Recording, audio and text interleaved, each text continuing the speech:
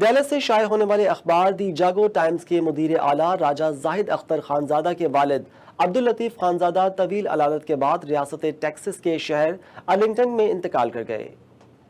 مرحوم خون کے سرطان کے مرض میں مبتلا تھے اور گزشتہ کئی روز سے ارلنگٹن کے مقامی اسپتال میں داخل تھے، جہاں جمعرات کی شب اپنے خالق حقیقی سے جا ملے۔ مرحوم کی نماز جنازہ دارالایمان اسلامک سینٹر مینسفیلڈ ٹیکسس میں ادا کی گئی، جس میں Dallas Fort Worth metroplex سے تعلق رکھنے والی مختلف سیاسی و سماجی شخصیات سمیت ان کے عزیز و اقارب کی بڑی تعداد شریک ہوئی۔ بعد ازاں مرحوم کو جاشوا ٹیکسس کے مسلم قبرستان میں سپرد خاک کر دیا گیا۔